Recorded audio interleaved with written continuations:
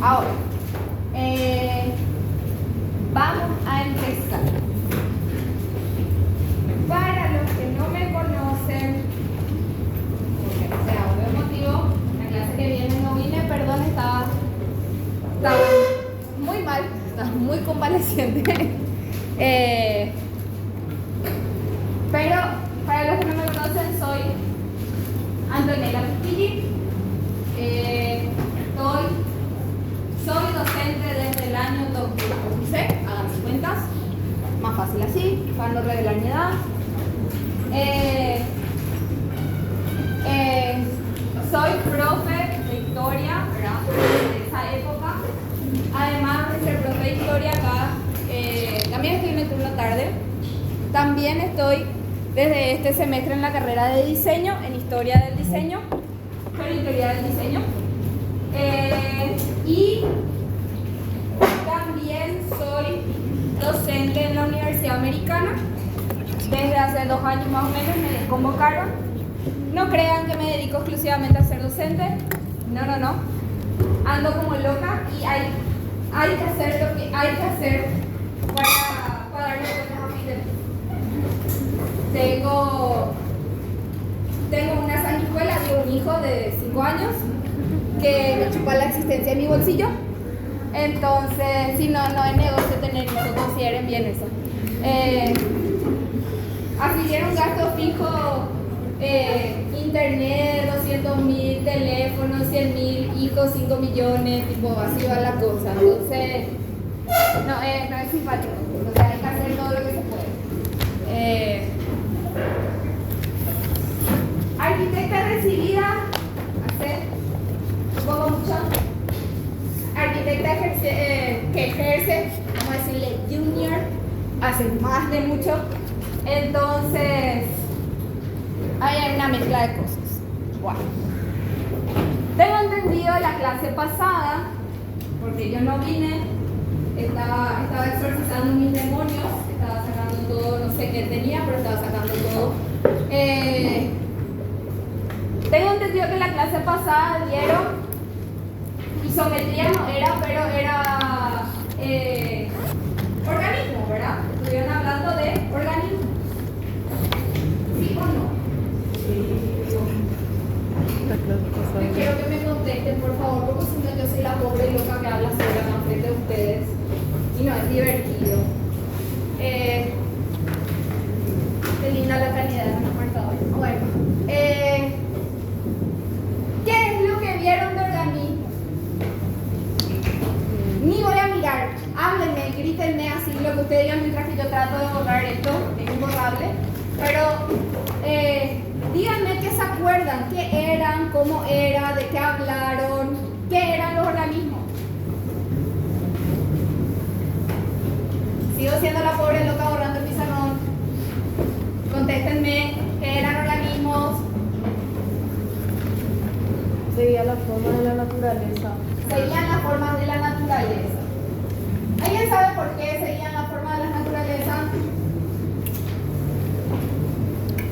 ¿Hablaron de eso? ¿Por qué seguían las formas de la naturaleza?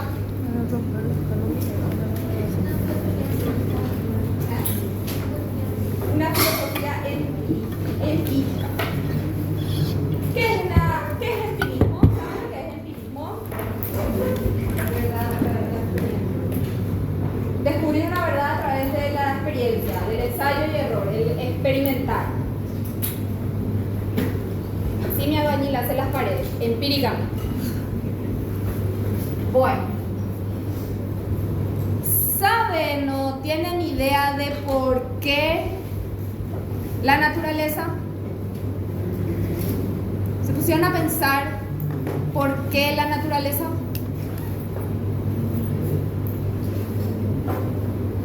¿No? Oh.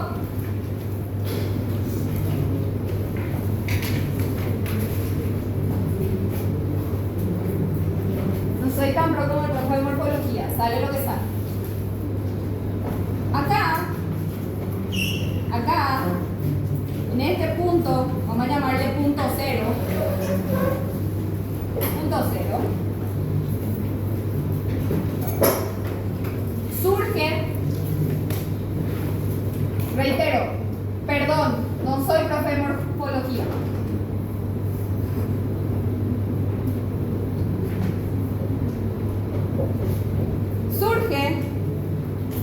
lo que yo creo es el dibujo de una persona.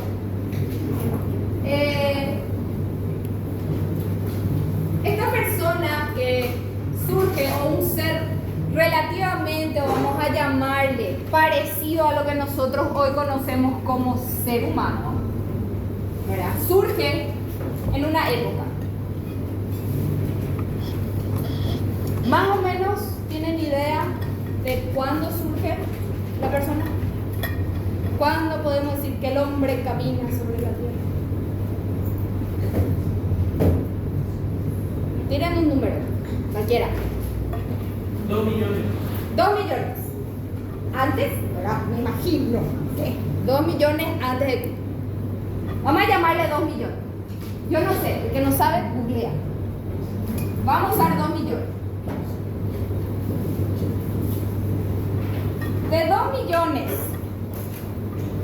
De 2 millones a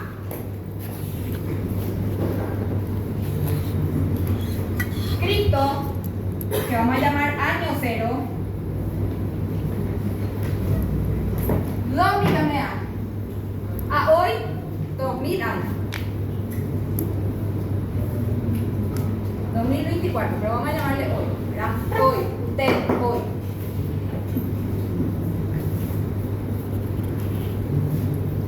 En toda esa línea de tiempo,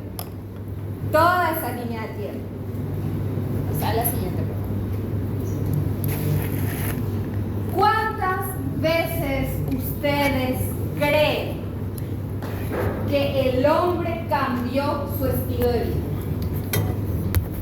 Su estilo de vida. ¿Cuántas veces cambió? Miren un número. ¿Quién da más? ¿Quién da menos? 33. 33 menos. 3. Exactamente. Solamente 3 veces el hombre cambió su estilo de vida. Hoy estamos incursionando en la cuarta.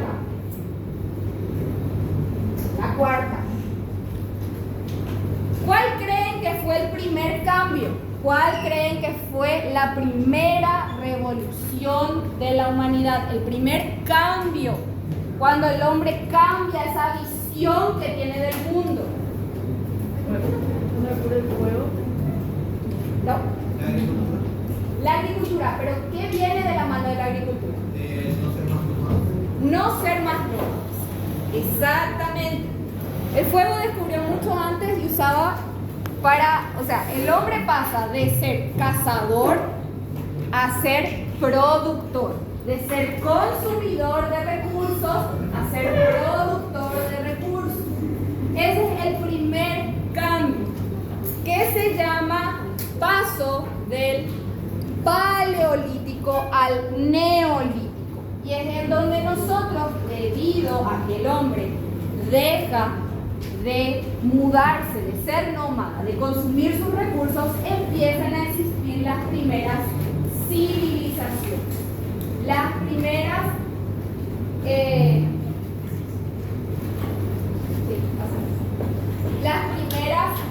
civilizaciones, los primeros asentamientos que podemos llamar ciudades, pueblos, o incluso podemos llamar, no sé, pueblos de más correcto.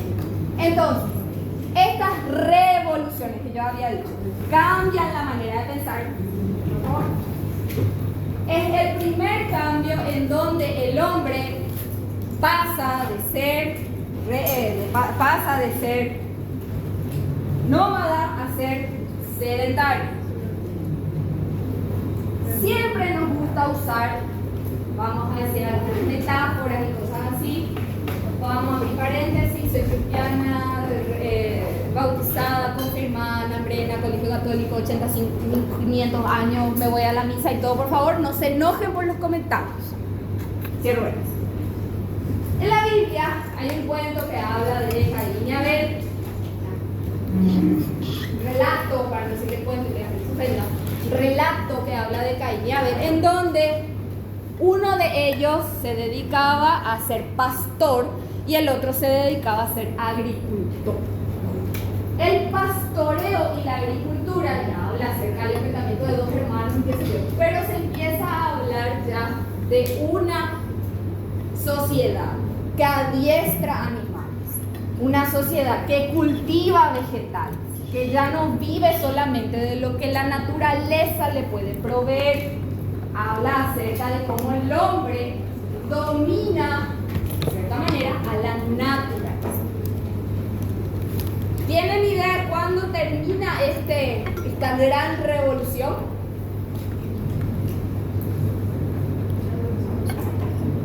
Bien. El Renacimiento. En el Renacimiento concluye la primera revolución, la gran revolución, que es la de pasar a ser nomás. ¿Por qué, profe? Si ya había los griegos, los romanos, que eran pueblos, qué sé yo.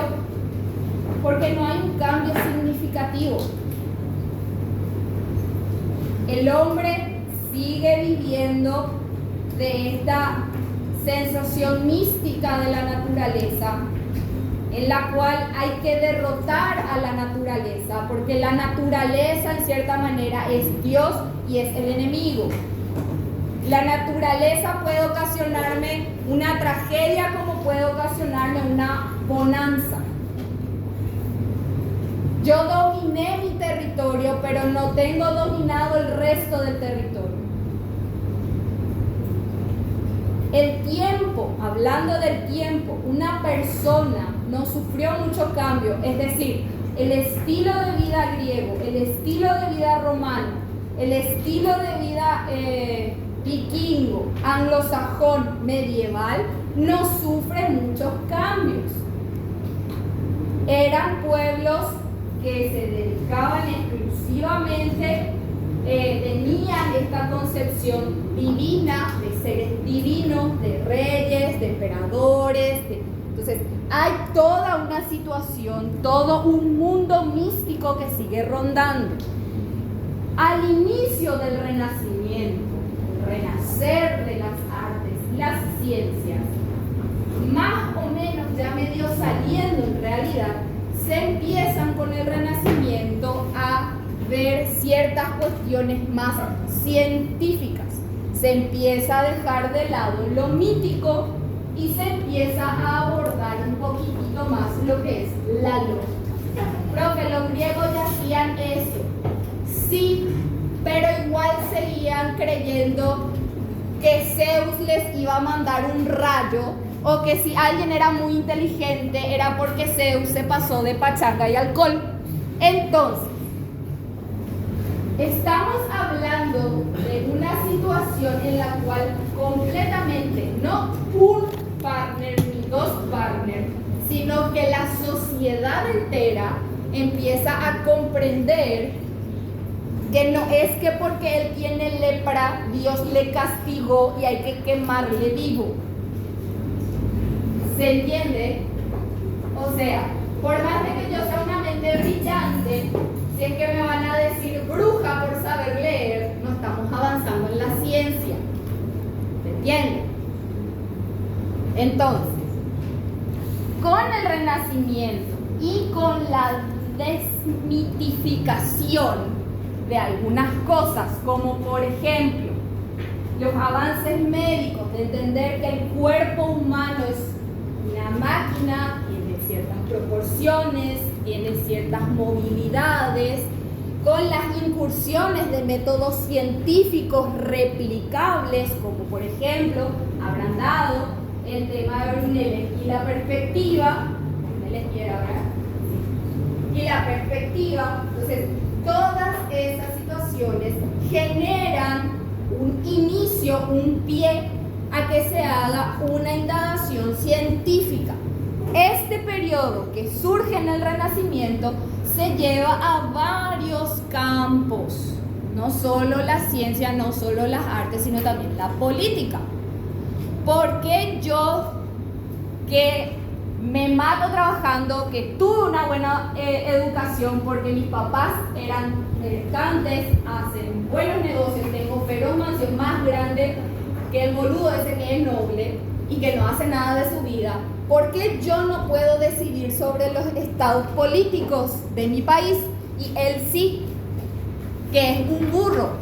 Entonces, ocurre que las personas con cierto poder de conocimiento y poder adquisitivo, indignadas con la situación de equidad, deciden rebelarse en contra de un poder establecido designado verticalmente de arriba para abajo por Dios, el cual estaba malgastando los recursos económicos por capricho de una nación que estaba sumida en la miseria. Estoy hablando de la Revolución Francesa. Bien. La Revolución Francesa no es más que el primer paso, el primer índice de una revolución política para abolir la monarquía. ¿Saben hasta cuándo siguieron las aboliciones monárquicas? ¿Vieron The Crown? ¿Hasta dónde va entonces? Hasta el periodo en el cual, hasta la Segunda Guerra Mundial, se seguían aboliendo monarquías. Parte de si no vieron, el chiste de la primera y hasta la tercera temporada por ahí de The Crown es cómo la reina Isabel evita ser destronada. Oh, ¿por qué? Porque ciertamente si empieza en el 1700 y estamos hablando de que eso ya ocurrió en el 1900, pasan 200 años de diferencia, debería haber estado asentada esa situación. No está asentada esa situación. ¿Por qué? ¿Alguien sabe por qué no estaba asentada esa situación todavía? ¿Tienen idea? ¿No? ¿No? ¿Qué pasó entre el 1700 y el 1900 acá de este lado del charco? ¿Qué pasaba acá? Los movimientos de independencia. Entonces, hagan el 2 más 2, gente, no es muy difícil. Si sale allá un partner que dice, vamos a decapitarle al rey de Francia porque está malgastando nuestros recursos, y Francia está en una inestabilidad política, ¿qué pasa con las colonias francesas acá?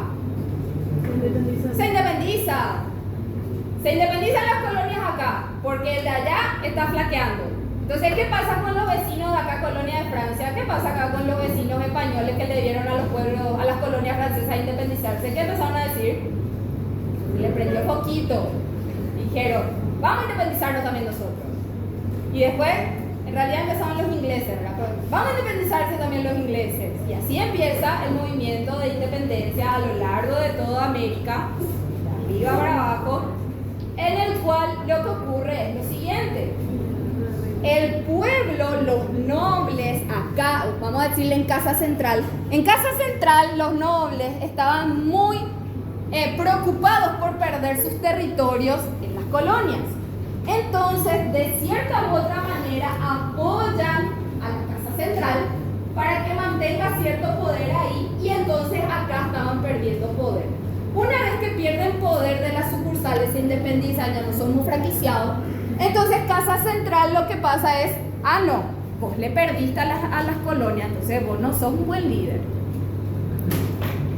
Y empiezan a caer otras monarquías. Las primeras monarquías en caer eran aquellas que estaban más ya debilitadas, como por ejemplo la monarquía griega, la monarquía austriaca, monarquías que no tenían de repente tantas colonias o no tenían tanto poder geopolítico en otros continentes. Las que más tardaron en caer son aquellas que sí conservaban, porque a los burgueses les convenía más seguir intercambiando con América que derrocar a sus jefes. O sea, cómo controlarle a los que estaban acá y un montón de situaciones. Entonces ocurre esa situación, ¿no? Es que un día a Yegro se le prendió la lamparita y dijo, ¿y si nos independizamos? No funciona así. Entonces, todas esas cosas van pasando. Entonces, son revoluciones tras revoluciones que cambian la manera de pensar del hombre.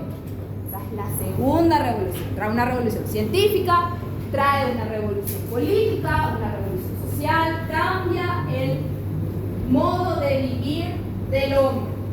Siguiente. La última es la tercera. Surge allá a finales del 1900, estoy hablando del 1980, algunos de ustedes están, algunos de ustedes no. Empieza por ahí, 1980, con la innovación y masificación de los medios de comunicación. No estoy hablando del periódico, no estoy hablando de la fotografía, yo estoy hablando de transmitir en vivo y en directo. Estoy hablando de que la información llegue instantáneamente, internet, líneas de aire, ondas de radio instantáneas, llega instantáneamente al consumidor. ¿Qué quiere decir? Yo prendo la tele y no es un programa grabado. Yo prendo la tele y estoy viendo en vivo, estoy viendo lo que está pasando.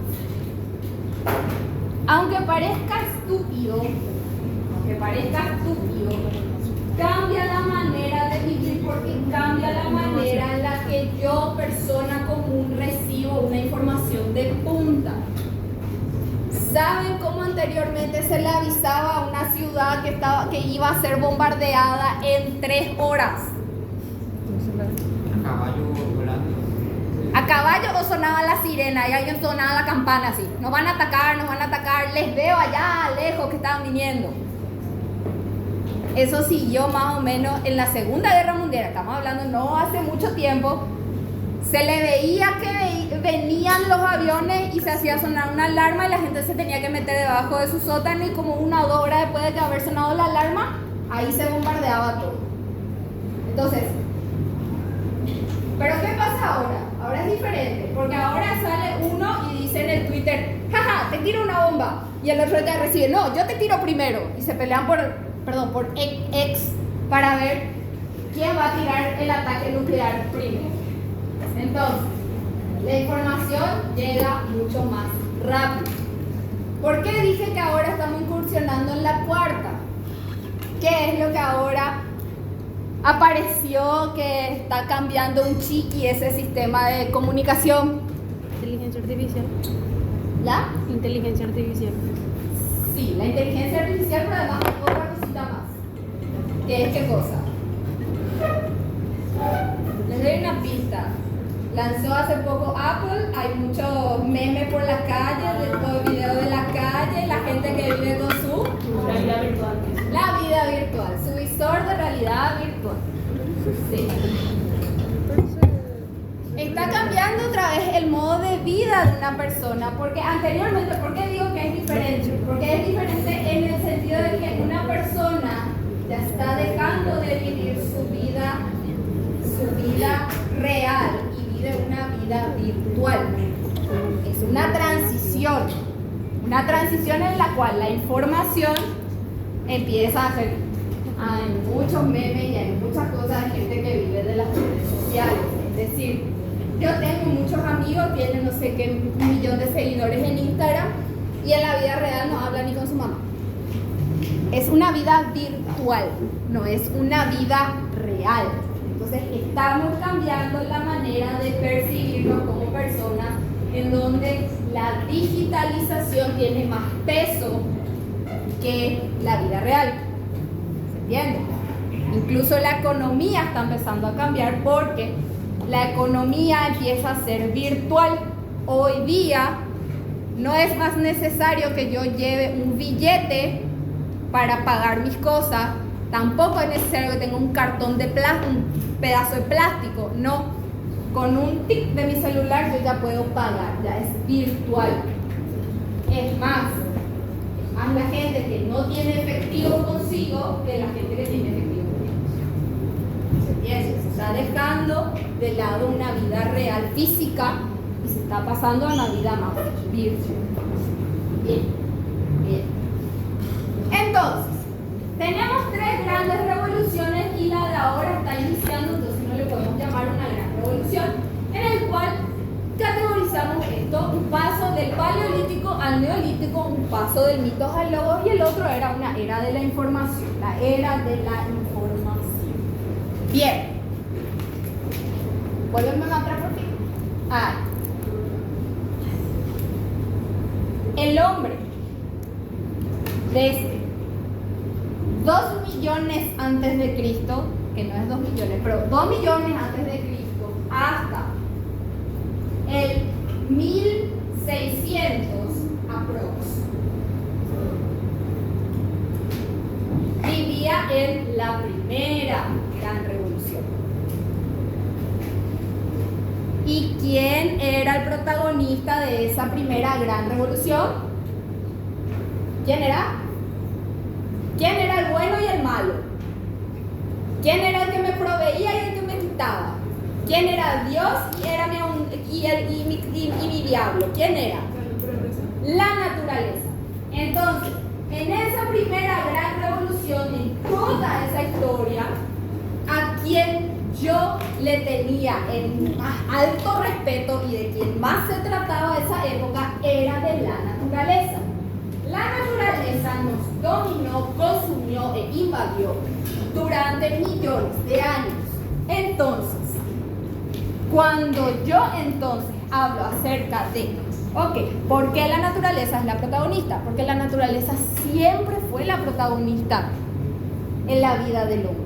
El hombre siempre intentó ganarle de alguna u otra manera a la naturaleza, ya sea sobreviviendo, que era la época en la que era cazador, o adiestrando a la naturaleza para poder proveerse, para ser productor.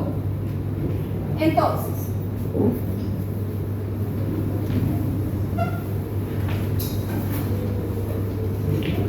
nuestro primer gran periodo es la naturaleza.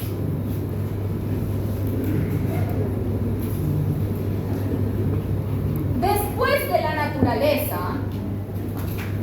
viene el periodo del mitos al logos, en donde nos vamos a concentrar en el logos, la razón. La razón, me escribo en marcador. La razón que empieza y se va hacia allá, empieza a ser la nueva protagonista.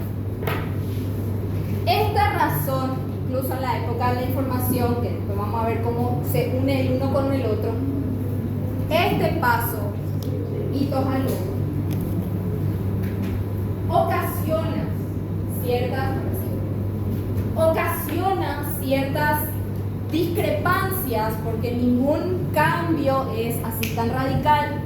No es hoy entré a la peluquería siendo rubia, salgo siendo de pelo azul, no funciona así. Empieza siempre con cambios y pasos graduales. Nace una idea, termina esa idea, va avanzando y va cambiando. Entonces, los griegos ya hacían máquinas, sí tenían máquinas. Los romanos tenían procesos más eficientes como lo de los acueductos, sí, todo eso es verdad. Pero la percepción del objeto como una máquina, como un artefacto científico, como un producto creado por el hombre, es recién a partir de la segunda mitad del Renacimiento, del 1600. ¿Qué me refiero con esto? Si vamos a hablar hipotéticamente, en la Edad Media, si yo descubría un método más rápido y eficiente para hacerle la ropa al rey, método más eficiente para hacerle la ropa al rey, ¿qué era lo primero que iba a ocurrir? Hacía, no sé, una ropa un poco más fina, con Él está acostumbrado a llevar el tapado, es el animal muerto encima, y yo le hago una tela más fina con algodones y qué sé yo, ¿qué es lo primero que me va a decir el rey?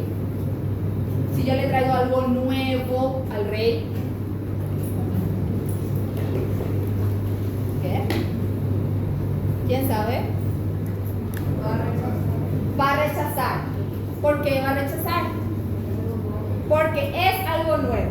Y algo distinto. Es algo distinto a lo que está acostumbrado, es algo diferente. Le va a parecer que no es lo suficiente para él porque Dios no le dijo que eso es lo que tiene que usar. Una exageración, pero no menos así. Porque no hay una iluminación en una cueva que le dijo: acá hay joyas que podés sacar, rey mío.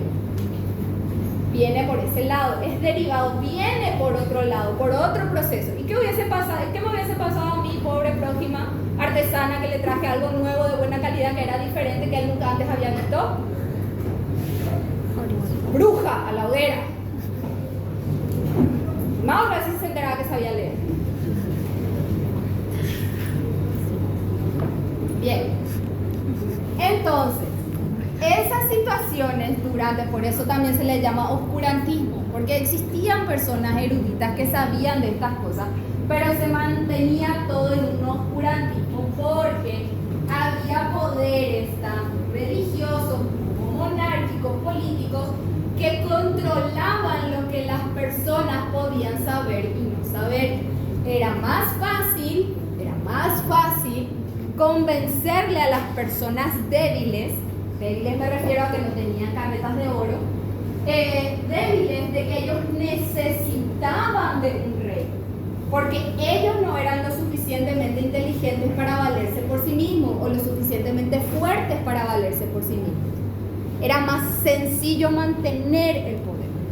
Sin embargo, cuando se empieza en la época del Renacimiento, empieza el renacer de las artes, se empieza a investigar, conlleva lo que nosotros llamamos después un periodo de ilustración, de ilustres mentes, ¿verdad?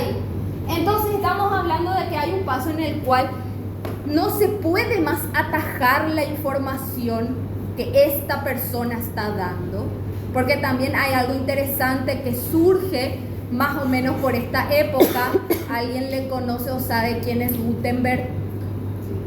No, es ir al colegio ese que yo estoy viendo. La imprenta. Bien. Es el inventor de la imprenta. Entonces, en vez de que dos monjes se sienten a copiar un libro para preservar la información, hay un tipo que hace rodar una máquina y puede imprimir millones de copias de ese texto. ¿Cuál es el primer libro reproducido? La Biblia. Otra vez, la primera información que llega a todos es contenida y tiene que ser algo que, por eso llega la Biblia. Bueno, con el tema de la imprenta, el surgimiento de estas nuevas, los textos, la información, los documentos, autores de libros, todo empieza a llegar más rápido, empieza a ser más abundante la información, empieza a despertar en la gente ciertas cosas. Se publican dibujos de Da Vinci, se publican, empieza a ver ¿se acuerdan de los Medici? ¿Vieron eso? ¿Se acuerdan de los Medici? ¿Cuál era lo máximo que podía hacer un Medici? Era abrir su casa para que vengan a ver la gente. ¿Vieron la película de Orgullo y Prejuicio? Sí. Bueno, ¿qué es lo que hace? ¿Cómo se reencuentran cuando Elizabeth estaba viajando con sus tíos? ¿Cómo se encuentra con el señor Darcy de vuelta? En la casa de Darcy. Porque se fue a ver la colección privada del señor Darcy. ¿Qué quiere decir? Los nobles se iban a casa de otros nobles a ver sus colecciones privadas. Estaban abiertas las casas de los nobles para que ellos puedan ver sus obras de arte. Era una manera de exponerse. ¿Ustedes creen que el rey le dejaba entrar a sus vasallos a su casa para que vean su obra de arte? No. ¿Dónde estaban las obras de arte del rey? ¿Dónde estaban los tesoros del rey? Escondidos, guardados, porque en cualquier momento alguien podía entrar a robar, entonces estaba todo guardado en una pieza y nadie veía. ¿Ven cómo cambia? ¿Ven cómo es diferente? Entonces, cuando yo ya tengo esta mentalidad, yo quiero exponer lo que tengo, yo quiero mostrar lo que compré, entonces empieza a cambiar la manera en la que las personas ven la vida cotidiana. Bien. Entre estos autores y qué sé yo, que empiezan a cambiar un poquitito la vida, surge este señor a quien le debemos muchos dolores de cabeza, que se llama René Descartes. Él es el inventor del método cartesiano. Entonces, ya sabrán a quién darle sus dolores de cabeza de parábola, eje y no sé qué otra cosa más. Este señor vivió en el 1500 y 1600. ¿Ven por qué digo en la segunda mitad del Renacimiento empiezan a salir? Este señor escribió, y este señor es el que hace el manifiesto que le da origen a todo un movimiento que va a surgir 200 años después.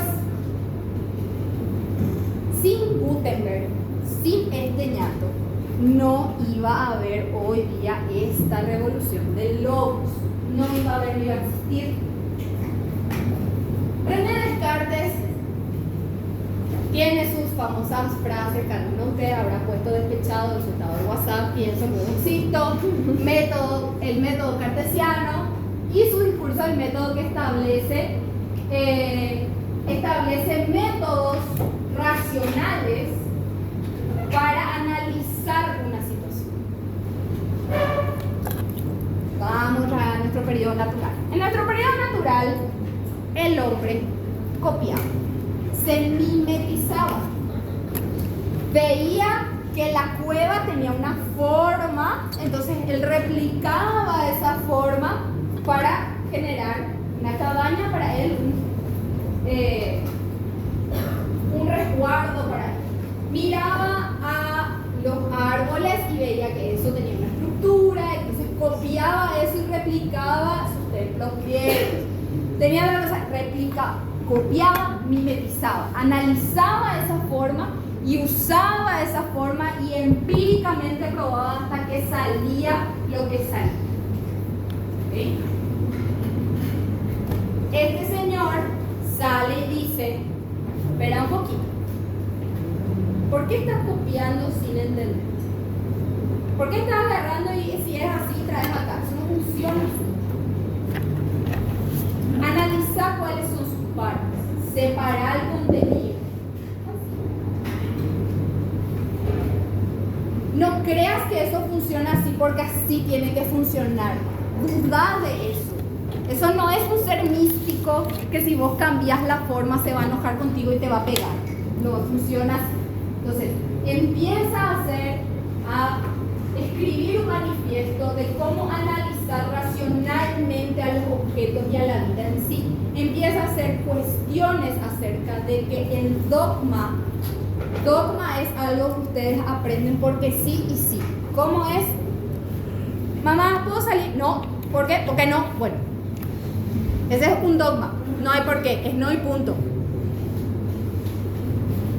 Entonces, ese dogma hay que romper. ¿Por qué vos pensás que vos necesitas del rey para vivir? ¿Por qué vos pensás que necesitas del noble que te cobre impuestos porque él es noble? Dudá de esa situación y empezá a elucubrar vos mismo cuál puede ser la respuesta a esa situación. No te quedes con eso, anda a cambiarlo.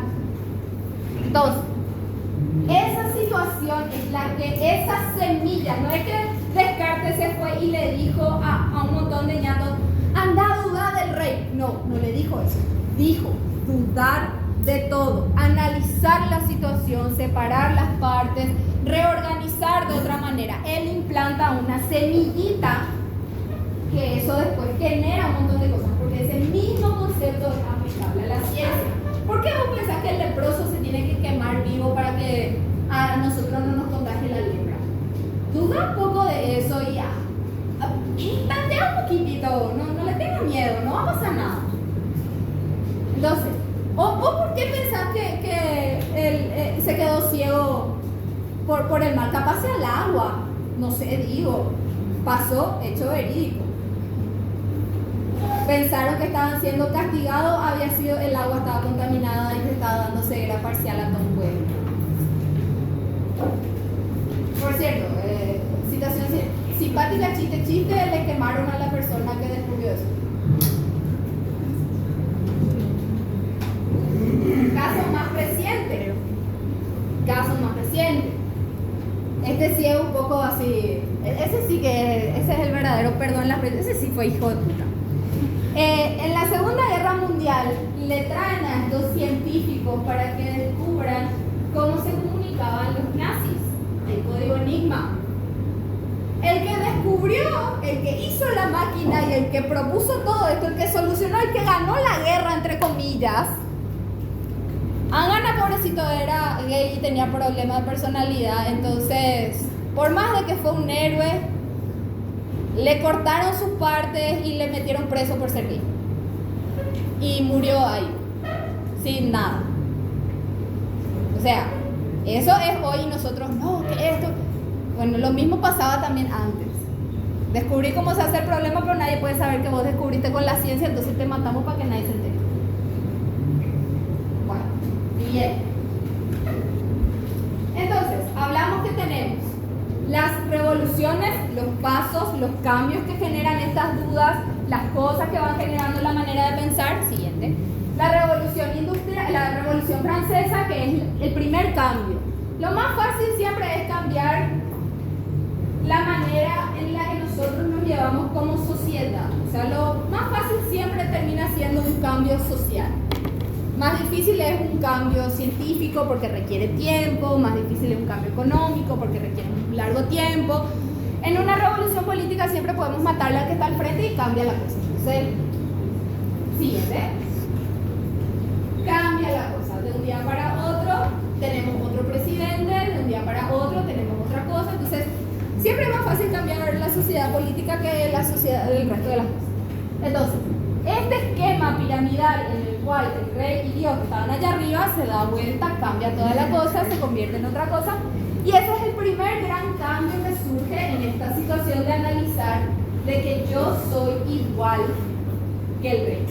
No es que él, su sangre había sido, no era azul porque cuando yo le saqué la cabeza había sido la roja igual que la mía, ¿verdad? O sea, segundo, comprobé mi teoría. Bien.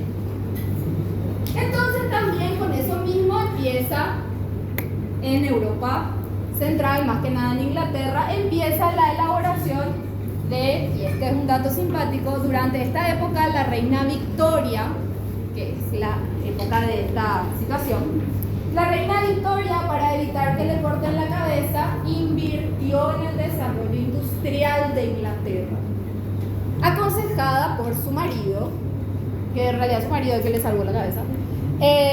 ¿Por qué digo? Porque el marido de la reina Victoria fue la que le impulsó a indagar en nuevas tecnologías, a apostar a eso, porque siempre, ¿verdad?, la monarquía tiende a ser un poco más conservadora, por lo que habíamos dicho, hay que conservar el poder, hay que conservar el status quo para que todo sea igual. Entonces, durante ese tiempo, lo que toma, que me parece muy sabia decisión, lo que ocurre es que Inglaterra, el gobierno inglés empieza a apostar a los avances tecnológicos.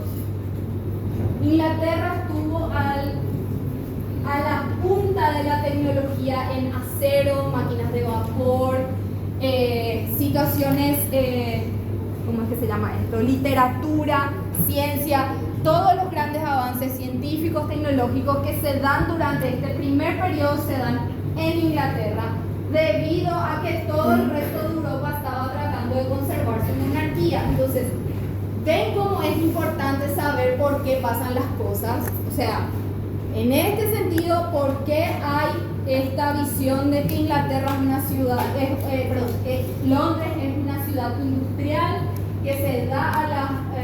cuando uno piensa en esas ciudades de la revolución industrial, piensa automáticamente en Londres, es porque allí se estaba concentrando ese poder. ¿Sí? Entonces empezamos a tener grandes máquinas, procesos industriales, procesos de fabricación.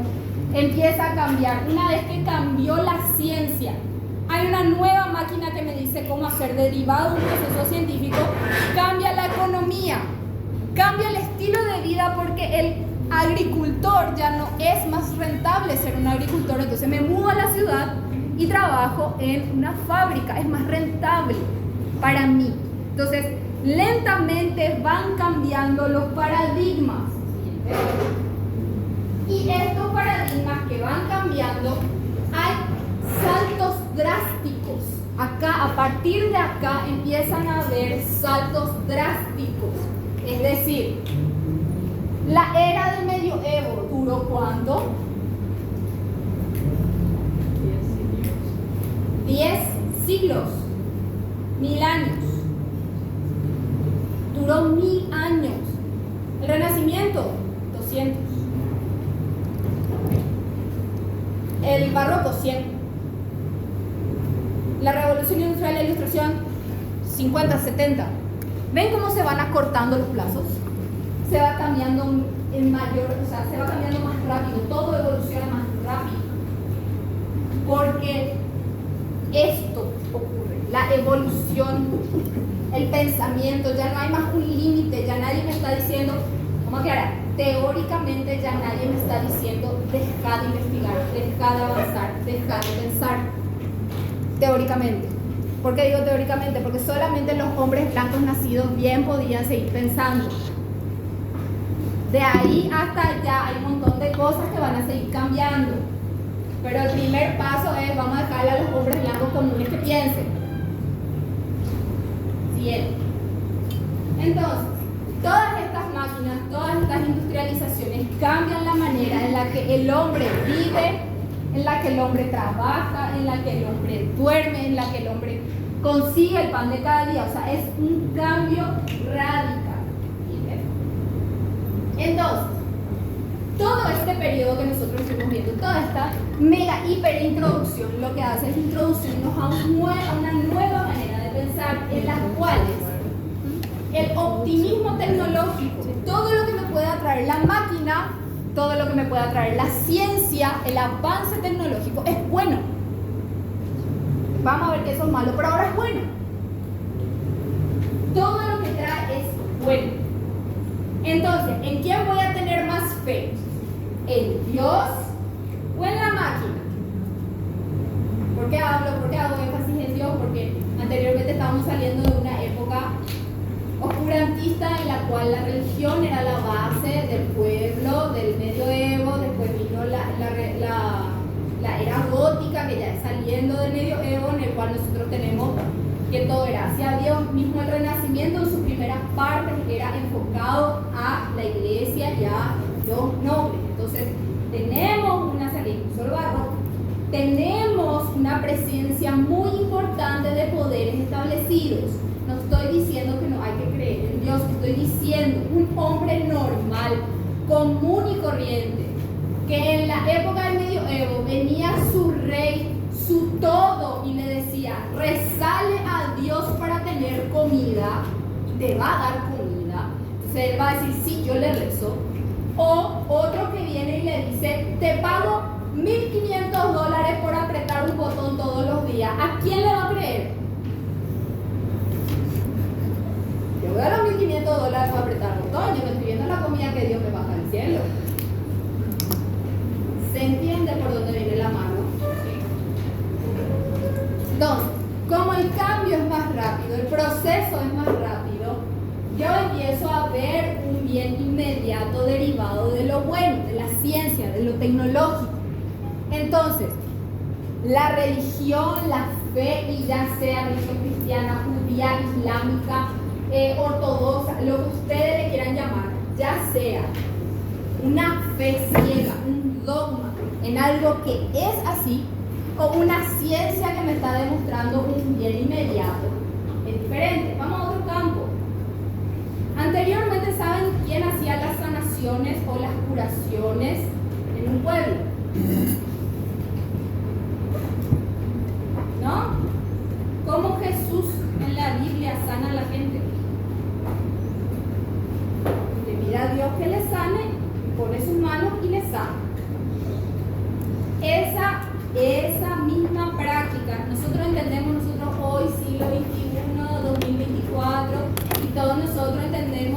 Dios tenía un poder especial y divino. Anteriormente se pensaba que cualquier cura, monje, tenía un llamado y un don divino. Entonces, la señora con su hijo de 40 grados de fiebre le llevaba al cura y el cura, curate.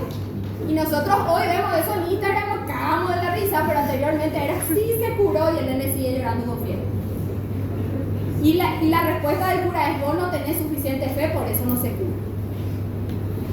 Esa misma gente, esa misma persona le llevaba a un médico curandero de la esquina que le daba un remedio yuyo de boldo y menta y el nene bajaba la fiebre. Ese médico curandero era perseguido por la iglesia por ser hereje, pero en la época de la ciencia ese ya es un científico respetado que está incursionando en la medicina. Entonces, ¿a quién le vamos a creer? ¿Al cura que me sigue diciendo curate o al que le da la pastilla y le cura a la criatura?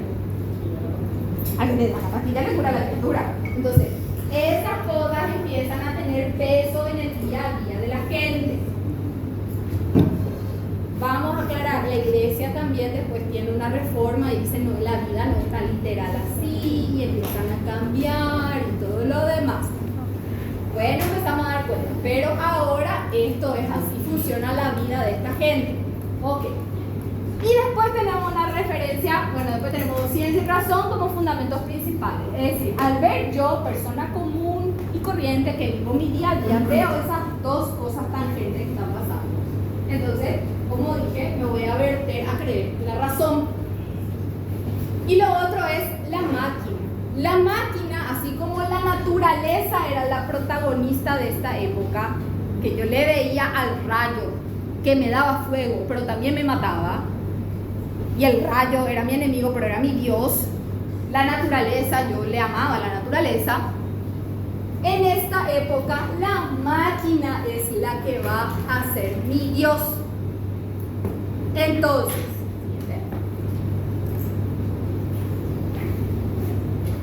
esto es la mímesis, la opulencia, todo lo que me hace referencia a una época oscura, entre comillas, que yo me quiero olvidar, ¿sí? Está mal. Es el diablo, ¿entiendes? Y esta hermosa máquina que me provee la corta distancia, hace que la gente tenga trabajo, no se muera de hambre, se muere de otra cosa, pero no se muere de hambre, vive mejor y es así feliz en su vida, ¿entiendes? Es lo bueno. Entonces, ¿entiendes? Tenemos con esas dos premisas,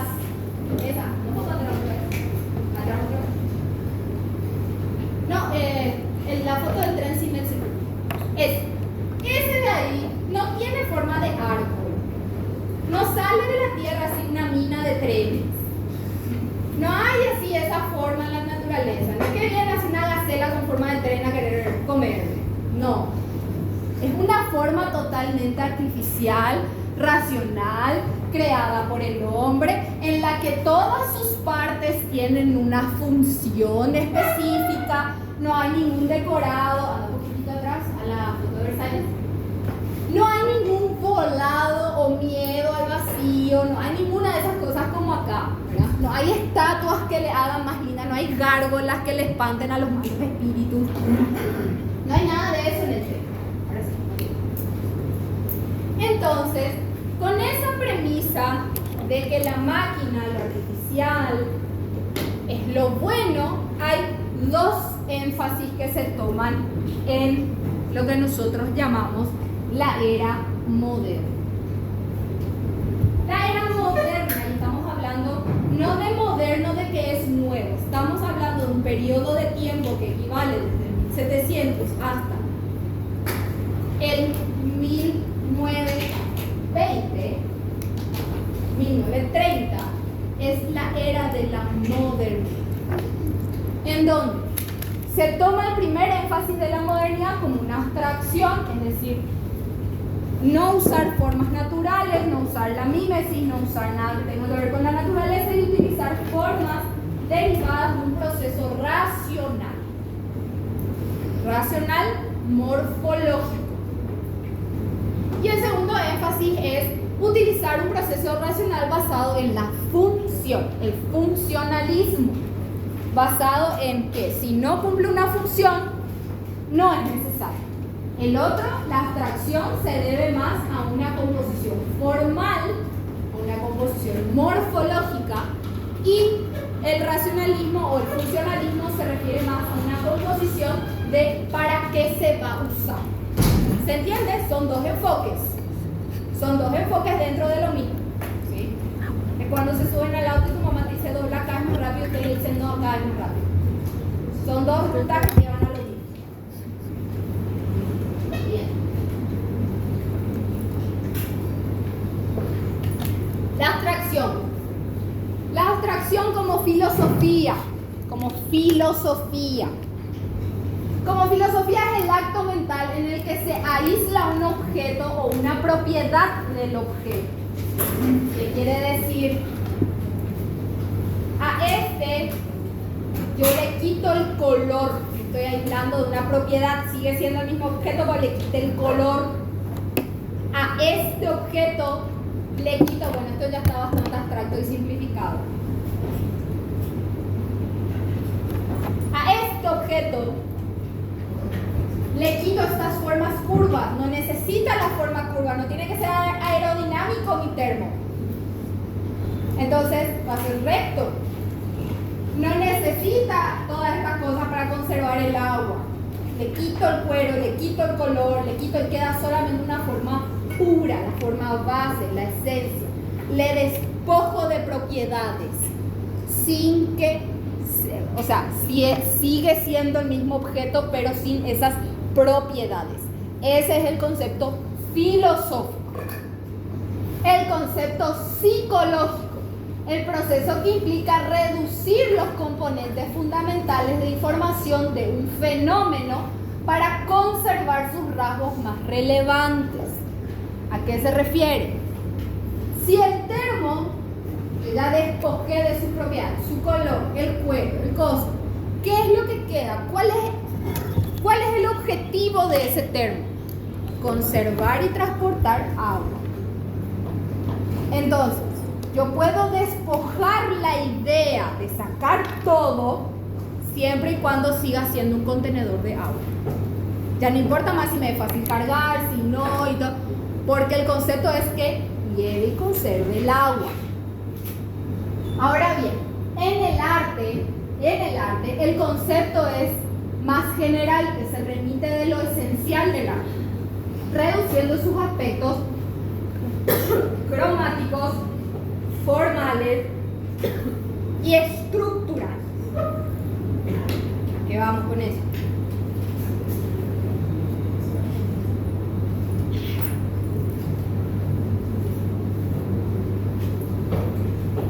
Si yo tengo una mesa, dibujo una mesa,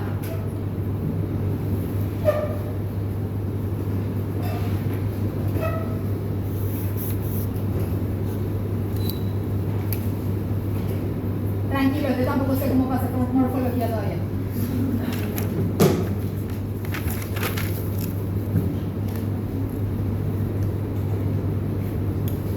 Si yo tengo una mesa, no tiene borde mi mesa, pues ya digo, me disculpa, no sé cómo pasa en morfología todavía.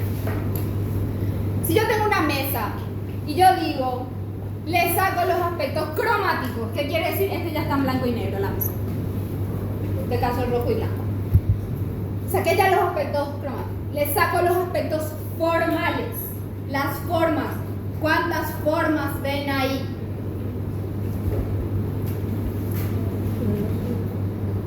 ¿Cuántas formas? Una sola forma. ¿Cuál es la forma que se ve? El cuadrado, el plano. Ahí está. Este es el cuadrado, ya está. ¿Y cuántos elementos estructurales ven ahí? Línea, punto, esos son elementos estructurales de la forma. ¿Cuántas estructuras ven? Acá, estos cuatro. Entonces, según el arte abstracto,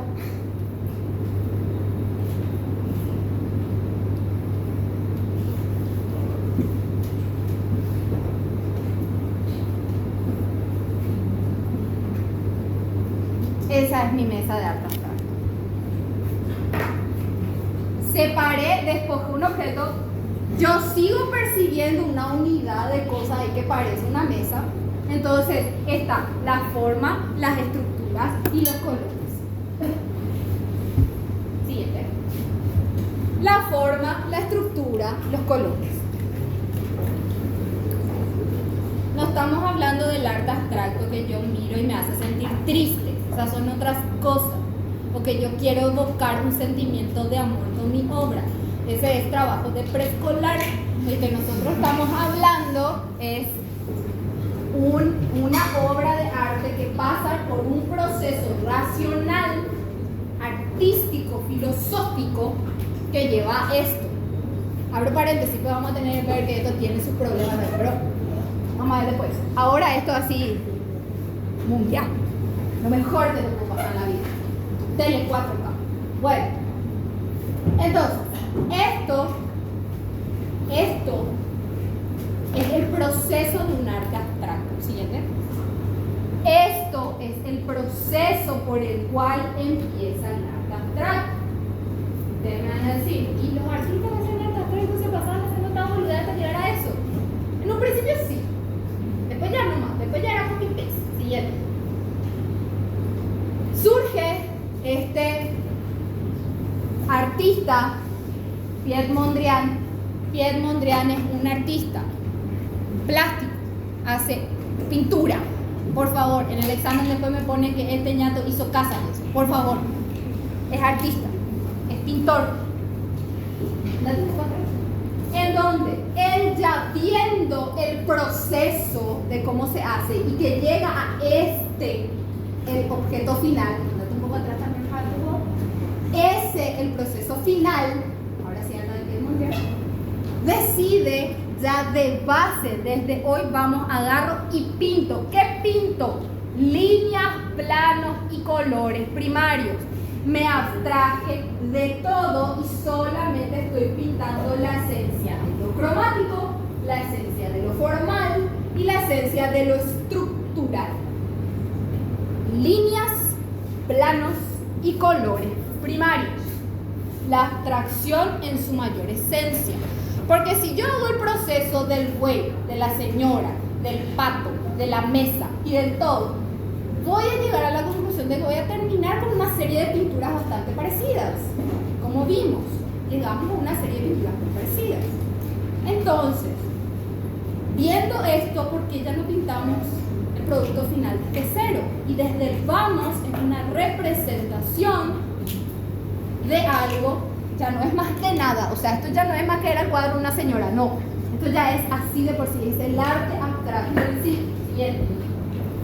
Entonces, hay variaciones en cuanto a cómo yo juego con los colores, con las luces, con las sombras, y es el surgimiento de eso es la abstracción. Esto llevado a arquitecturas.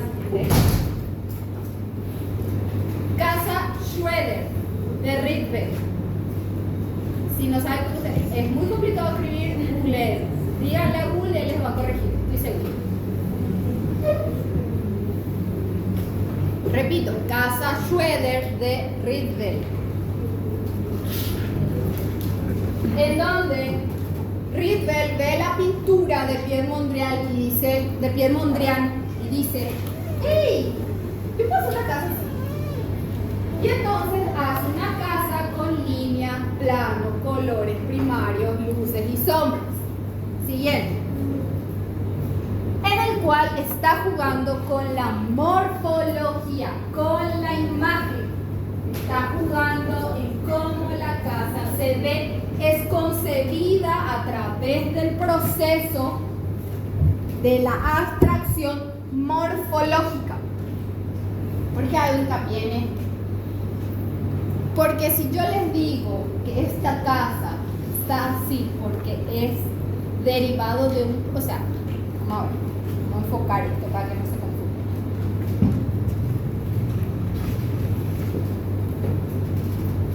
Si yo les pido... El concepto de la arquitectura llega a ser tan amplio que es difícil denominar una forma como tal. Si yo les digo a ustedes ahora, dibújenme una casa, me van a dibujar de innumerables maneras. La mayoría me va a dibujar con techito así, otros me van a dibujar con techo plano, otros me van a dibujar un montón de infinidad de formas van a aparecer. Van a haber muchas formas. Es lo mismo que yo les digo, ¿cuál es la forma de un termo? Yo a simple vista acá veo 800 termos de forma diferente. Entonces, la forma en realidad no está delimitada porque es cuadrado, rectángulo. O sea, cuando yo te digo la forma tal, la forma esto, vamos a ir a otros, si es que el termo y la casa no es. Si yo les pido vayan a comprar un tornillo, lo primero que le va a preguntar es de qué tipo de tornillo. Y le van a decir, sí, ese que tiene punta y es así. Pero tiene rosca a la mitad, no tiene rosca, tiene punta, tiene estrella, tiene que.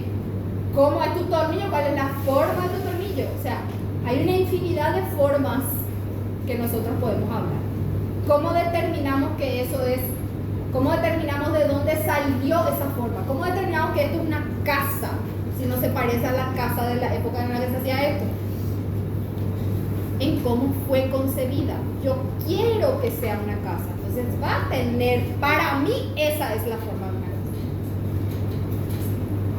Eso es abstracto. ¿Por qué es abstracto? Porque la manera en la que se hizo, en el que el arquitecto proyectó esa casa, fue de un proceso derivado de la abstracción. No es el minimalismo, porque se suele confundir. Minimalismo es que yo quiero que sea lo mínimo posible. Entonces yo busco sacar cosas. Acá no es lo mínimo posible. Acá sale de otro proceso, por eso tienden a confundir, por eso hago la aclaración. Es una forma abstracta porque surge de ese pensamiento de querer utilizar colores primarios, estructuras simplificadas y formas simplificadas. ¿Se entiende? Bien. Entonces, viendo en planta, por ejemplo, incluso los muebles se parecen mucho a lo que hacía Piet Mondrian. Bien.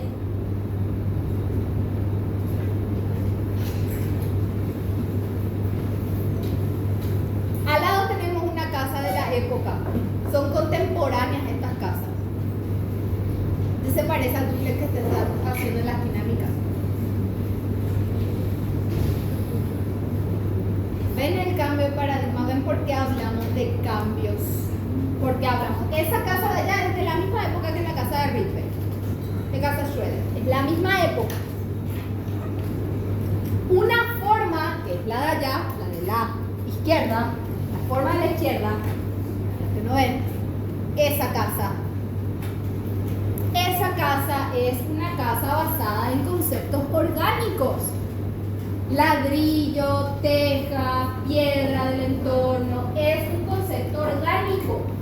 Este es un concepto abstracto. Profe Pedro Benevisita también pensaba, Carlos Wright también pensaba. Sí pensaba, tienen razón. ¿Cuál es la diferencia? Que cuando llegan al momento de querer hacer una obra de arquitectura, para decidir qué forma le van a dar, uno dice, yo me voy a ir por un concepto natural basado en la razón, y el otro dice, yo me voy a ir a otro completamente racional basado en un proceso científico. Esa es la diferencia entre uno y el otro. En el examen, cuando les pregunté, por favor no digan uno es natural y el otro no. Uno es en la razón, el otro no. Porque Frank Lloyd Wright estaba loco, pero no estaba tan loco. O sea, no es que se inventó, no es que empíricamente hizo su casa, calculó su casa, calculó su forma. Tiene un proceso racional el proceso de Frank Lloyd Wright, no es que no es racional, no es un mono pintando. Tiene un proceso racional, usa la razón. La diferencia está en que la manera en la que lleva a cabo sus formas son basadas de la naturaleza. Sin embargo, en los procesos abstractos y racionales se omite todas esas cosas. Yo no saco nada de la naturaleza y traigo conceptos nuevos, limpios, puros. Y esas son las grandes diferencias. Entonces, acá se ve, los dos son contemporáneos. ¿Saben lo que significa contemporáneo? Que son de la misma época, son de la misma camada, solo que uno se fue por un lado, el otro se fue por el otro lado. ¿Ok? Siguiente. Más foto de lo mismo, volvemos a enfatizar los elementos estructurales, las líneas, los planos. Siguiente. Siguiente. Bien. Ahí tienen cómo se escribe. Entonces, tenemos.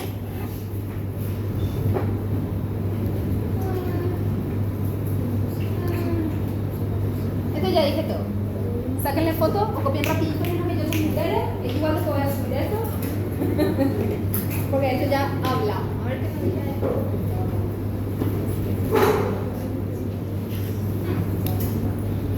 Por si después se preguntan, lo encuentran en el PowerPoint. Esto, elemento claramente diferenciado del mundo de las ideas de Platón, hace alusión a lo que yo les dije. La casa tiene forma de eso porque yo pensé, ideé que eso iba a ser de esa forma.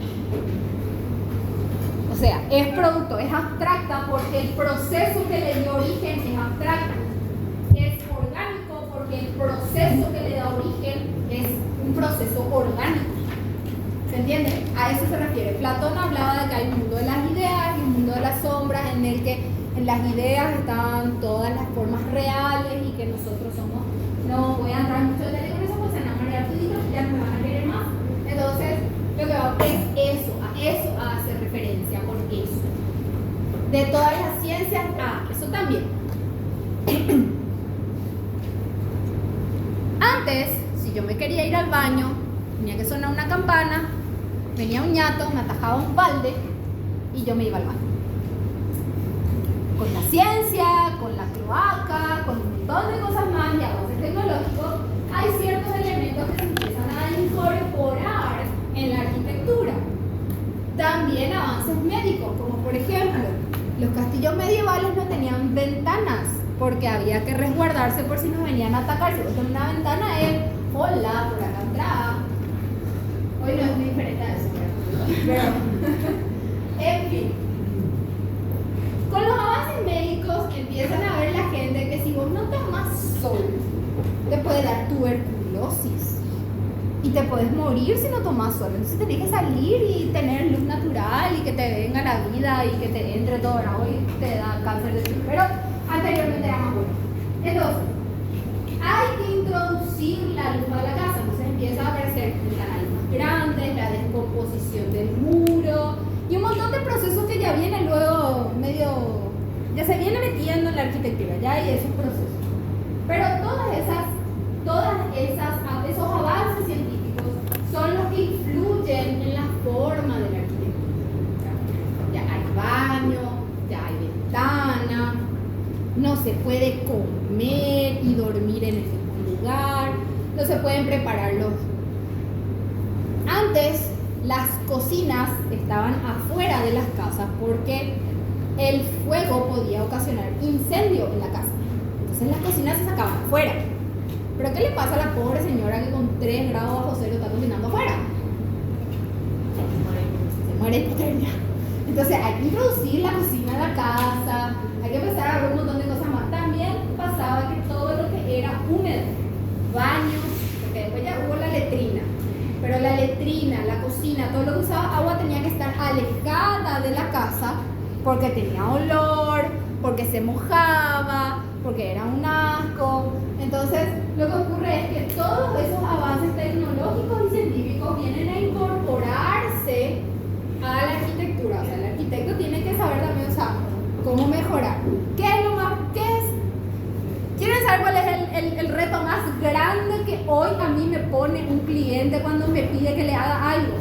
Me van a creer una estupidez.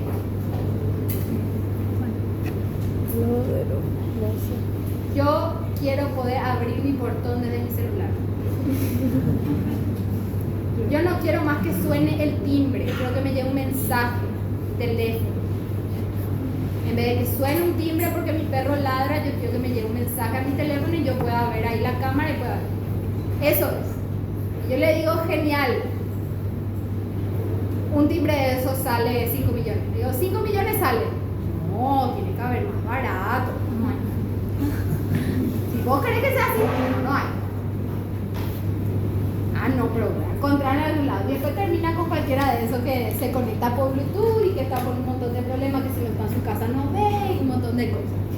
Hasta hoy día tengo una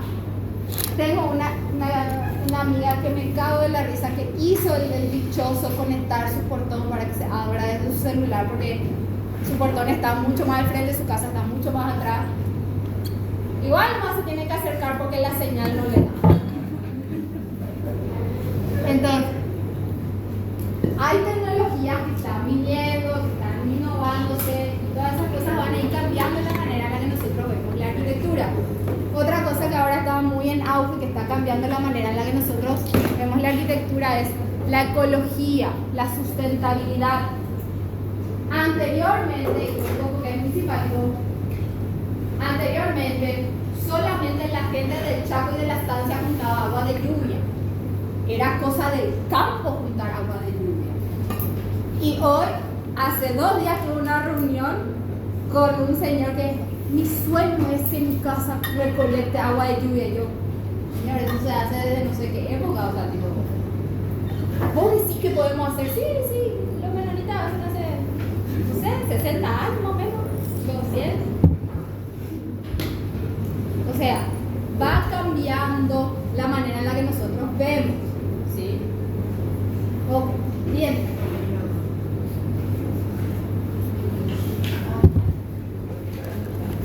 Mies van der Rohe.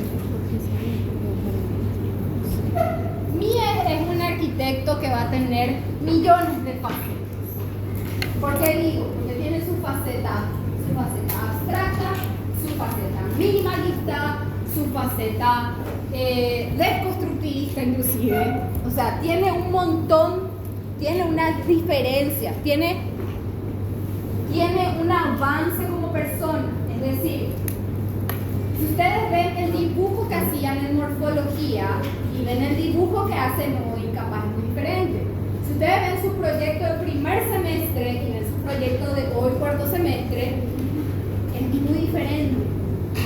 Crecieron y evolucionaron como arquitectos, cambiaron los tiempos.